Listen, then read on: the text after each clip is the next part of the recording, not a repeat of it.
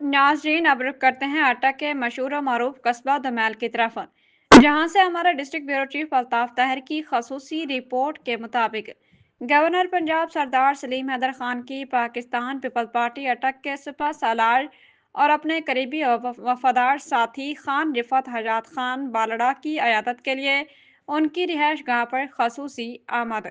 इस मौके पर गवर्नर पंजाब ने खान रिफत हजात खान बालड़ा की खैरियत दरियाफ्त की और उनकी जल्द सेहतयाबी के लिए खसूसी दुआ की। उन्होंने कहा कि खान रिफत हजात खान बालड़ा पार्टी के निहायत मजबूत, मुतहरिक और फ्रंट लाइन रहनुमा हैं, जो हर मौका पर पाकिस्तान पीपल्स पार्टी के लिए डटकर खड़े रहते हैं।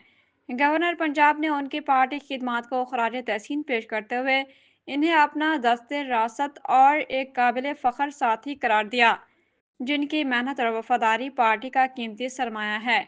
दुआ है कि अल्लाह ताला खान रिफत हजात खान बालड़ा को जल्द से जल्द मुकम्मल सेहत अता फरमाए और इन्हें इसी जज्बे के साथ आवाम और पार्टी की खिदमत जारी रखने की तौफीक दे।